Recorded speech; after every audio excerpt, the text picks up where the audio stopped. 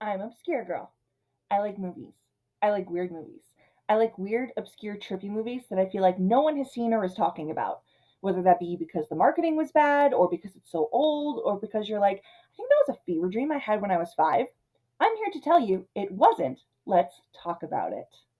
So, as far as with movies, I also have the same interest when it comes to TV shows. I like the trippy ones, I like the obscure ones, I like a rare gem, a rare find.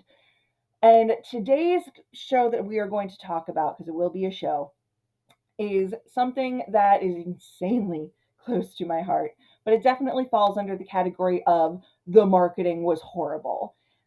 Specifically, Netflix marketing was horrible. They absolutely screwed the pooch on this one. And because of that, we ended up losing a show that was so phenomenal that too soon. Just, we lost it too soon.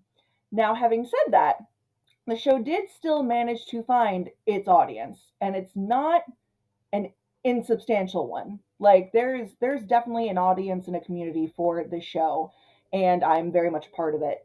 But I still need to talk about it. And they were actually able to wrap up the story Firefly style with a nice little movie that definitely tied up all the bows. But I still think it needs to be talked about because, in all honesty, not to oversell, this is the perfect show in every way. It's perfect. The writing, the directing, the cinematography, the characters, the actors, the everything. I have no notes. It's perfect. It's beautiful. And again, not to oversell, this show makes me feel not alone. I'll watch it when I am in my lowest points and remember that no matter how alone I might feel, I'm not. And this show does that. Not to oversell, but I need you to watch this show. And because of that, this is going to be probably one of the most spoiler light reviews I give. There will still be spoilers. I'm letting you know right now, but I'm not going to give you my normal play for play. We're going to talk about overarching plot. We'll talk about the characters, and there might be some spoilers within the character descriptions, and I might call out a few key moments and my favorite highlights of the show. But we're going to talk about Sense8. I really just want you to go out and be able to watch this for yourself. And I want you to experience it fresh like I did. So, spoiler light this time, guys. Without any further ado, let's talk Sense8. So, the first thing we're going to get into is what is this show? What's it about? What's going on? What's going on? If you know, you know. Um, so what's really fun about this show is if you're going into it fresh, um, and you have no idea of anything, it's gonna take a couple of episodes for you to really kind of get there. So this in itself is kind of a spoiler, but it is the plot of the show. So I do have to say what the plot of the show is, and that is that there is a subspecies of human called sensates, Homo sensorium, that are born and then reborn into a cluster of 8, where 8 humans, no matter where they are in the world, share a mind. And that's it. And they're also being hunted by an organization that is run a lot by sensates, but against sensates. Because, of course, the humans that know about them are scared of them and feel the need to neutralize them, of course. So the show takes place in at least 8 different locations, which again is why it ended. Netflix did not know how to market the show, so it was not making money, and it needed to make money because they were constantly flying between 8 different locations worldwide. Worldwide. And those 8 places are San Francisco, Chicago, Mexico City, Kenya, um, Germany, India, Seoul, and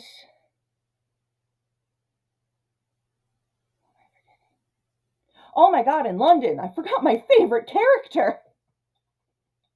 London/Iceland. I literally forgot my favorite character. I'm so embarrassed. Oh boy. Okay. But all these people were born at the very same time. They say that when a cluster takes its first breath, they take it together. And their birthday, shocker, is August 8th, 8 8. Sense8s were born on 8 8. So this is why the show had to happen this week. Um, and a lot of the show, the very early stages, is them just figuring out what's going on. Because all of a sudden they'll be, wherever they are in the world and feel a completely different weather system or feel a completely different emotion to what they should be feeling. And this show is not at all a PG or PG-13. This is a hard R show. There is a lot of sex and nudity in this show. There's plenty of violence in the show. Um, there is a overarching theme of a few death by suicide.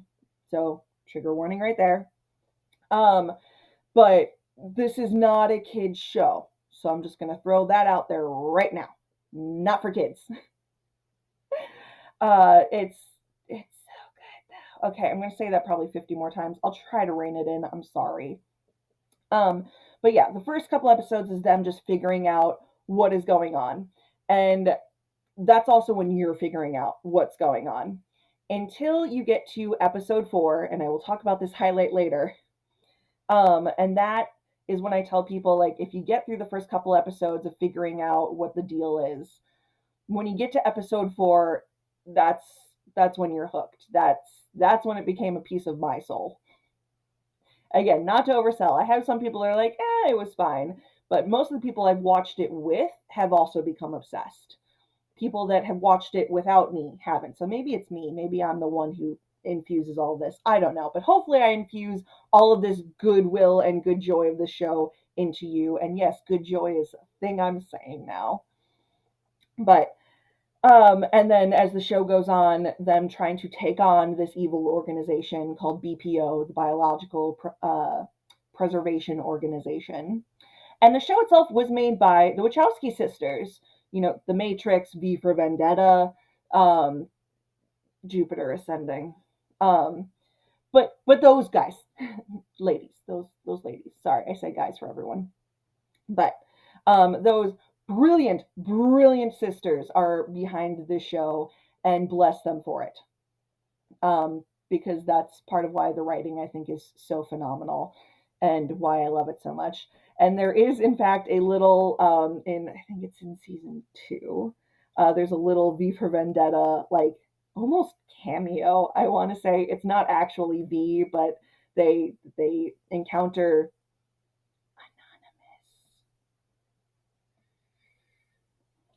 but it's someone wearing a V for Vendetta mask and everything, and that was really, really cool, and I was freaking out so hard. um, but yeah, and it's how these 8 different souls become like one unit pretty much, and how they try and save the world. Okay, so now we're going to get into the characters, which is going to be the bulk of this episode. Just kind of going over the characters and a brief bit of like their character arc. So, light spoilers, but this is just kind of like the show, like the overarching thing is them coming together to, help save the world and help save other sensates like them. But the show itself is in their individual character arcs as well. So now I'm going to start with the main 8. So we're going to start off with Nomi. Not just a me, I'm also a we. And we march with pride. Who is from San Francisco.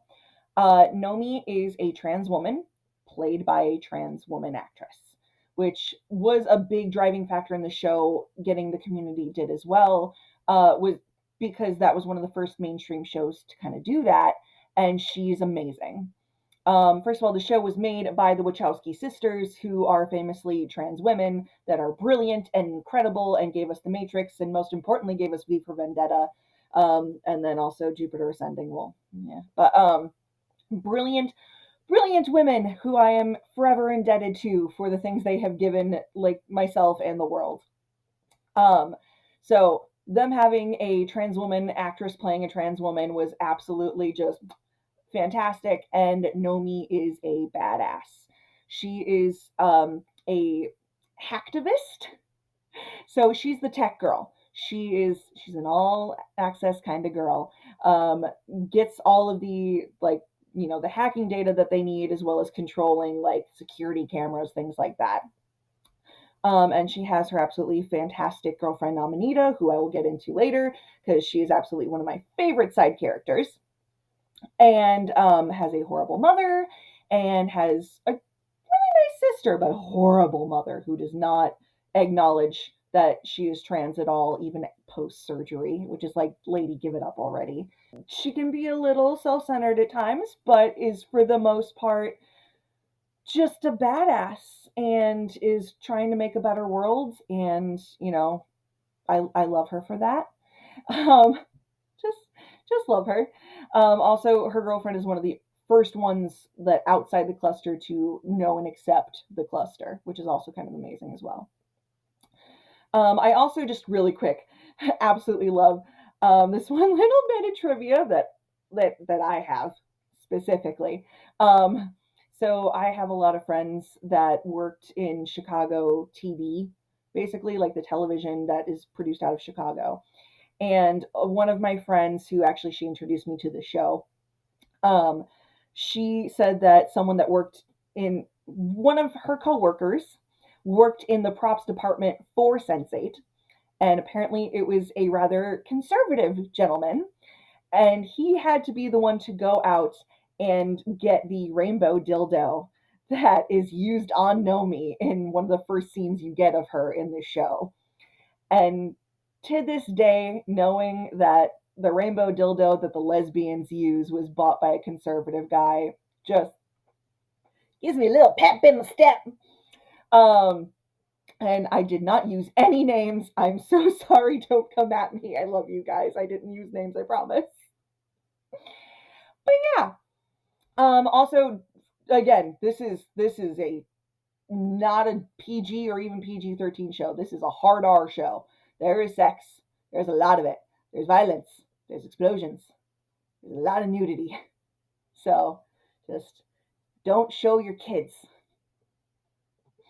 But moving on. Next character we're going to cover is Lido. The truth is, I met the best sidecars in the world. Lido lives in Mexico City. He is an action star. He's also very deeply in the closet. And his character arc is probably one of the most satisfying and comes the furthest, I would say, in the whole show. Because at first, you don't even really like him that much. His fear of being outed makes him make some really not great decisions. And like, not only is he in the closet, but he has a soulmate, this fantastic art professor named Hernando, who is absolutely wonderful. We'll get to him later. But Leto makes a lot of not great decisions based on fear. And as the show goes on and he learns how to live out loud and be who he is, you just, yeah, yeah. Oh, it feels good. It feels so good, man. I can't lie to you. Like some of the scenes later on when he starts coming around and, being his true self. Oh God, it just makes you feel great. Next, we're going to get to Sun. If he thinks he can stop us, he's gonna need a lot more. Sun lives in Seoul. She is the CFO of her dad's major banking investment firm. She's also a badass fighter. Absolute, absolute badass fighter. One of like episode 3 of the show, I think, is called "Smart Money's on the Skinny Bitch" because she is such a great fighter and ends up kicking butt left and right. Her main character arc is she has a very corrupt little brother who she's been kind of trying to take care of since her mom died, and finds out he's embezzling. And the whole thing is like her taking the rap for him so he doesn't go to jail. So she goes to jail, and a lot of her character arc is her like getting in jail, needing to get out of jail because brother all of a sudden wants some loose ends tied, and kind of, you know, going from there and then staying out of prison, basically. Sorry, light spoiler there, but we couldn't keep her in jail the whole time. The show has to happen, guys. Next, we have Capheus. A future where children grow up never knowing love as a wall, but only as a bridge. Capheus is sunshine in human form. He's absolutely phenomenal. He lives in Kenya. He is a matatu driver, so big old bus driver. He's obsessed with Jean Claude Van Damme. In fact, his bus is called the Van Damme.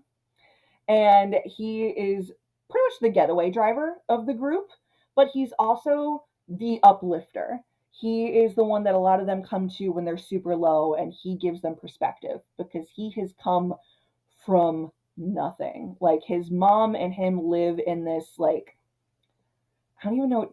They live in the slums for sure, where like all these tiny shacks that are built out of scrap metal are just kind of on top of each other in Kenya. And even before that, they lived kind of in the jungle as they were coming from the mother's village to this, part of the city. And, eventually as he goes on, he ends up getting known for his fighting skills, which aren't his fighting skills. That's cluster stuff. But he ends up becoming this inspirational figure to the point where they actually ask him to join politics, which is pretty cool. And he just becomes just this very influential and very inspirational character that just makes you smile whenever you see him. Um, Actually, this was the one character though that was actually played by two different actors between season 1 and season 2. And the reason for that makes me sad because I guess the first actor didn't want to do romance scenes with other guys, and there are plenty of these cluster orgy scenes where all of them are together. So, he didn't want to be in those scenes, and that is such a bummer. Like, you're an actor, come on. But both of them, both actors are equally fantastic. Sunshine and Rainbows, we love them. Next, we have Kala, I made it especially for you. I put peanuts on top. who lives in India. She is gorgeous. She is absolutely beautiful. But she's also a chemist. She is like the brain, pretty much. Like, she can make medicine, she can also make explosions. And the fact that they have, like, the really, really gorgeous one be the scientist, yeah, get that empowerment. Like, I don't know, I love it so much. But her main thing is that she, first of all, she has a very sweet relationship with her religion. She is very religious to Ganesha and is at the temple of Ganesha all the time. And it's just really cute having those scenes where she's talking to her deity. But also, she is engaged to the son of the guy who runs the pharmaceutical company that she works for. And her thing is like she doesn't love him, you know. Her family was happy that he proposed, and she's like, I should be all in on this, but I'm not. And turns out who she is really into is our next character, Wolfgang. Wolfgang is from Germany. He is born into a family of very, very high profile gangsters, almost like gangster royalty, pretty much in Germany. And he is a brilliant safecracker. He's a box man. He is a fighter, big time. He's a fighter. And he fights dirty and in underground, kind of situations. But he's also brilliant. He is very smart at tactical things. He knows how people are going to react. And all of the characters are really smart in their own way, which you would think, coming from that many different walks of life, you pool all that information and you're going to have a wide understanding of the human condition, which they use very much in the show, which is fantastic. But Wolfgang, has the messed up family and everything, and he's just trying to kind of make it while also like sticking it to his horrible, horrible dad who did horrible things. And that really comes out a lot in the movie as well. Um, but the one good thing that he wants is Kala, and it's just so sweet whenever they're together, and their whole romance arc is phenomenal, and I love it. Not as much as the next characters. We're now going to talk about Will. You think you're hunting us? We're coming for you. I have a very, very deep connection to the character Will, for multiple reasons. First of all, he's from Chicago. Hi, I'm from Chicago. Second, his full name is Officer Will Gorski. And let's just say I have a bit of a connection to that last name. But most importantly, his favorite restaurant is a place called SuperDawg, You know SuperDawg? which is a real place in Chicago, 2 blocks from my grandma's house. I grew up there. And, for decades, there was only one. It wasn't until, like 6, 7 years ago, they built another one in, like, the suburbs. But still, like, only if you are from that area do you know about SuperDawg. And the fact that they went there was mind blowing, which it is a place you can go. It's in, like, Jefferson Park, Chicago, and best french fries you'll ever have. And I still go there every time I visit home because it tastes like home. And it's just so cool. Like, I freaked out so hard when I saw they were at SuperDawg. You have no idea. Um, the one stretch I do have with this, because they did go deep cut Chicago with that, but he's a mostly South Side cop who lives closer to the Loop. He lives like right off the Green Line, which Green Line is south, whatever. But then he goes on his lunch break to SuperDawg, which is definitely north side Chicago. So that's like, you get stuck in any kind of Chicago traffic. From his work to his lunch is like an hour drive, just within the city.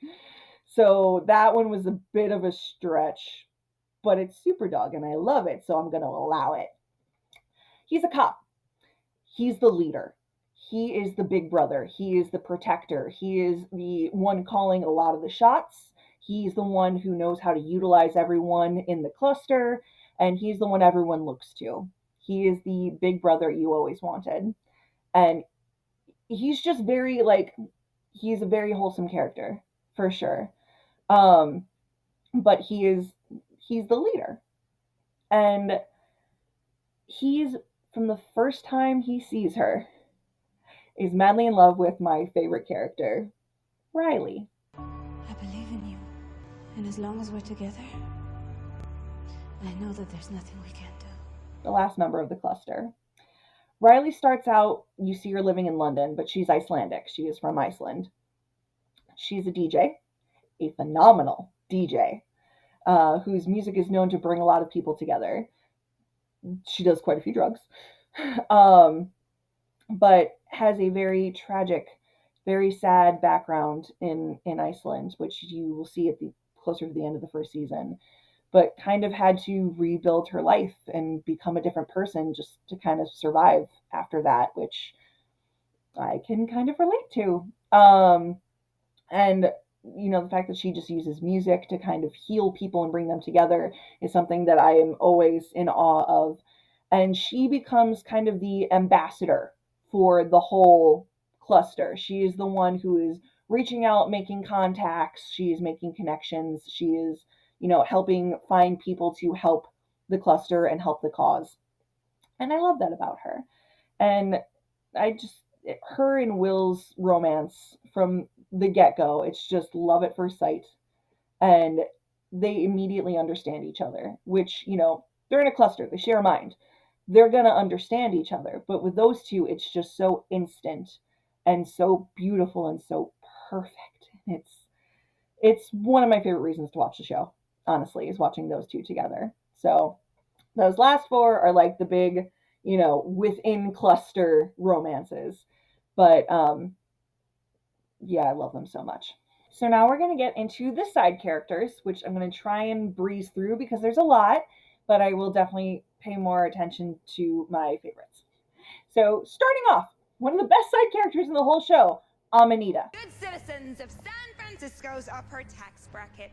She is Nomi's girlfriend. She's played by, I'm going to mess up her actual name, so I'm just going to say Martha Jones from Doctor Who, who ironically I hated in Doctor Who, but love her in this.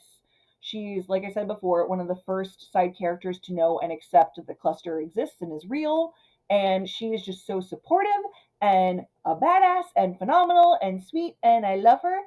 And also her dreads are very reminiscent of the Wachowski sisters' dreads, so that's like a little nod there, which is great. And she's just great. She's great. Next, we'll talk about Hernando, who is Lito's boyfriend. I think that the fact we could all fit in the tub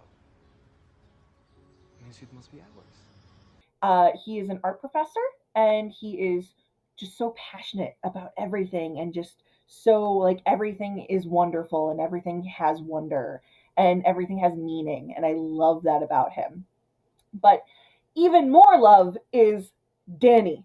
No closed doors, no VIP entrance can ever keep Daniela Velasquez out. Danny is okay. It's so hard to explain the relationship, but first of all, she is Lito's like live-in beard, but she's their family, which like they all live together. They are fantastic friends and companions.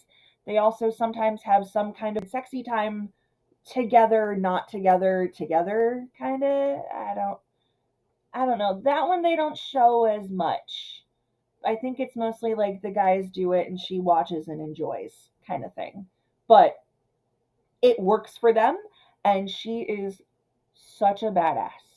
She really is. Like, I absolutely love her. She's fabulous and, girly and awesome and like fun, but she's also fierce and protective and such a big good heart, which you don't think at first. And then, even Hernando's like, I think I misjudged her. And she turns out to be one of the best characters. But the best side character, at least according to just about everyone I talk to, Bug. Look, if you guys are starting some crime-fighting Super Team Charlie's Angels shit, you count me in. Bug is friends with Nomi and Amanita. He doesn't even really show up that much until season 2. Like, he's briefly in season 1, but you don't get the really good Bug content until season 2. And then you're sad you missed out on him in season 1. Like, we could have had more Bug. But he is very much like a loner. He's another hacker. He is like an older guy, kind of, compared to those two, I guess. But he's definitely like weird. Like, he's silly and dorky, but he's also just has like a big heart, and he's so fun and funny, and there's a reason he's a lot of people's favorite side character, if not favorite character. So, there's Bug. Then we'll talk about Felix. I just need you to do one thing for me. Talk me out of it! Who is Wolfgang's like chosen brother. They've been best friends since they were kids. He is the one who tends to pull Wolfgang out of his grump, which he is a grumpy guy. Understandably so. He had a messed up life, family, childhood, everything. But Felix is kind of like the sunshine to his day that will, give him a reason to enjoy his life for the most part, and they are very fiercely loyal to each other. Same kind of counterpoint, Jella. Just drive the bus. Who, he's Capheus's version of Felix, kind of, but honestly, I prefer Felix. Like, Jella's fine. He's also just that bright, sunshiny kind of character. He's a really good friend to Capheus, but he isn't in it as much, so moving on.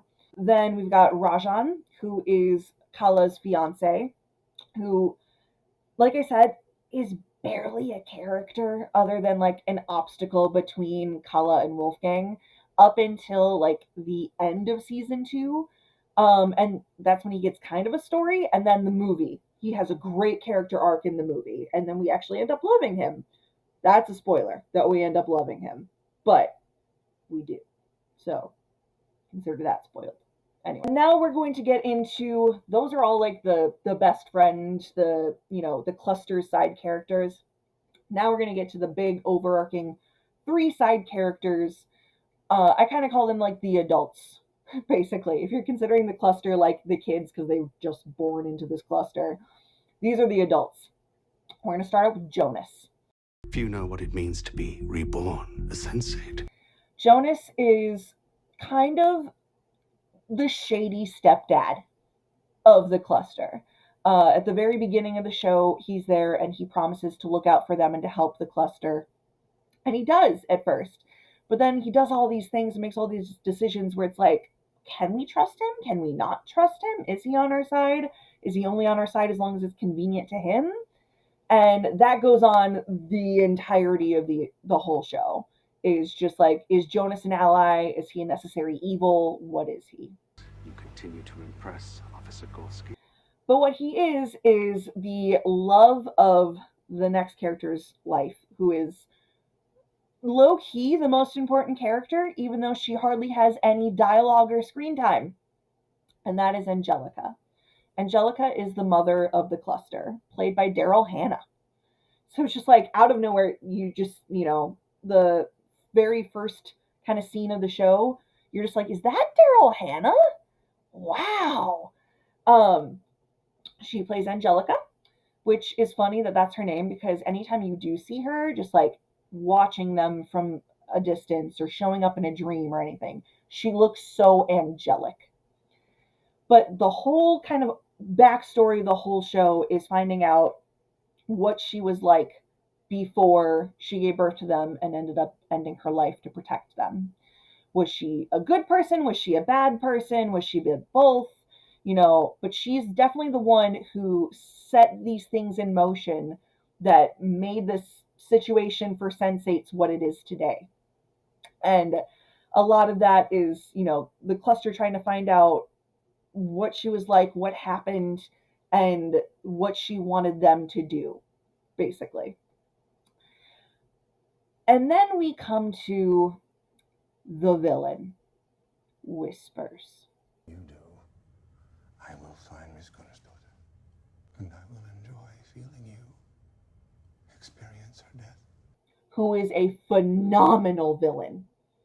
Oh my god, I cannot stress how much this guy is a perfect villain. Perfect villain. First of all, I love how he gets the nickname Whispers. And I will spoil this a little bit because you don't find this out until like season 2. But it makes sense. So it makes so much sense it doesn't feel like a spoiler. But Angelica had said that voice in the back of your head that tells you to swallow some pills, to cut, to jump from a height, it never shouts, it only whispers. And that is perfect for him because he is a Sense8 that is one of the main driving forces of BPO. He's not in charge of it or anything like that, but he is one of its most viable assets. And he is a fantastic hunter of his own kind. Because as soon as he makes eye contact with another Sense8, he is in their head. He is connected to them. He knows where they are, what they're thinking, and that's how he will find them, but also track everyone else in their cluster and hunt them down and kill them for BPO. So he is so manipulative. He is vile. He is brilliant. And he is such an amazing villain. And I was so messed up when I found out who this actor was, too, because I guess he was the original Beast in Beauty and the Beast on Broadway. He was also in the movie version of A Chorus Line. So I was just like, I can't process that. He bad guy. He bad guy. He just definitely does not sing the song that I sing to myself in the shower all the time. But those are the other characters, and it's wonderful. They're awesome. Finally, I'm just going to call out some of my favorite highlights, some of my favorite parts of the series. I'm going to try to keep it as spoiler light as possible still, but just reasons to watch the show and parts to watch the show for. So like I said at the beginning, the first couple episodes are you just kind of figuring out what's going on along with the cluster. By episode 4, it clicks. It became a part of my soul in episode 4. And that was kind of the first time the whole cluster comes together, singing the song What's Up by 4 Non Blondes. just what's going on. And they all end up getting it stuck in their head or they're singing at the same time. And it's so amazing. And it's the first time that Kala and Wolfgang see each other and their instant chemistry. And it's so beautiful. And you see just where all of them are and just these beautiful backgrounds. And it, this is what I mean when I say the show makes me feel not alone. Because who's to say that when you're in your low points and you've got a song stuck in your head that someone else on the other side of the world doesn't have the same song stuck in your head, right? Like, who's to say that when you are feeling sad because you lost someone, dozens of people aren't feeling the exact same thing at the exact same moment? Whether they're connected to you or not, they're connected by those same feelings and those same actions in that same exact moment. There's too many people in this world for that not to be the case. And this show is what reminds me of that through a Four Non Blonde song, which I think is just beautiful in every possible way. The other thing, I watch season 2, episode 1 every Christmas, or at least Christmas season, because it's a long episode. It's practically a movie in itself. But there is a part of it where they're celebrating Christmas and they play a beautiful version of the song Hallelujah. And it just shows all of them in their different parts of the world celebrating the holidays and then them kind of coming together and seeing Angelica.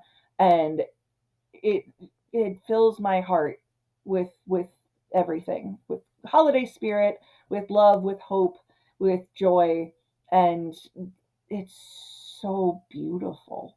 It really is. And I will watch this whole episode or even just that clip every holiday season because it is a holiday staple for me now.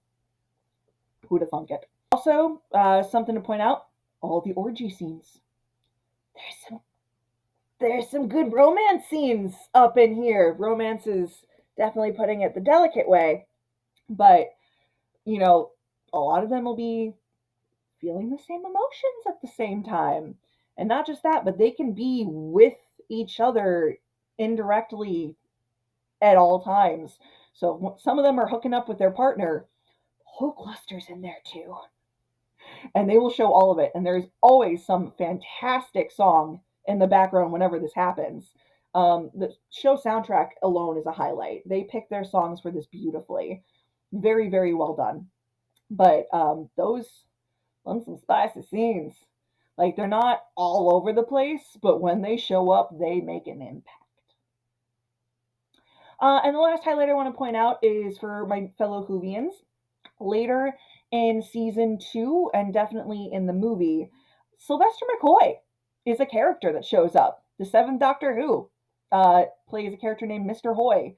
And he is immediately just someone that you're like, oh my god, that's Radagast the Brown!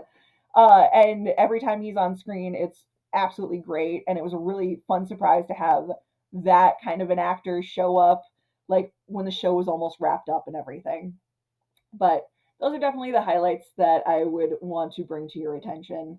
And there's so many more, but those are the main ones I wanted to have mentioned and to talk about a little bit.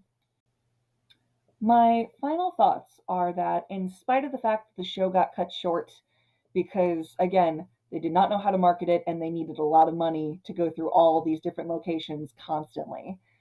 But in spite of that, they still managed to give us a complete, beautiful, perfect story. In my most humble opinion, not to oversell it, it is a perfectly made show.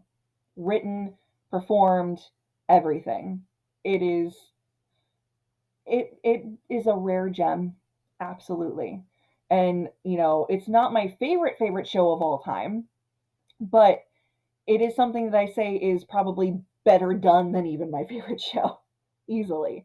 Again, I love Doctor Who. I loved Game of Thrones. This was better done than definitely a lot of Game of Thrones. And almost having, like, with all those multiple characters too, almost a Game of Thrones kind of setting too, where it's like, eventually they all come together, but they're all their own different story arcs working for this, joint purpose later on. but they managed to do it in a shorter amount of time and without as many people being mad. So there's that. Please watch the show. Please help give the show the resurgence that it deserves. It's not even that old, honestly, but it's something that, for the good of mankind, there is some dark things going on out there, and this is a show that will give you hope in humanity when you need it most. And that is the main thing I can say about this. So, please like and subscribe. Feel free to visit my Patreon, because I have a Patreon now. Very exciting, I know. But let's talk about it. Comment if you've seen Sense8, what you think about it. Comment if you end up watching Sense8 because of this, what you end up thinking of it. Please, let's talk about it. Have you ever been to SuperDawg? My Chicagoites, get in the comments. I want to hear about it. I've been Obscure Girl, and the rest is confetti.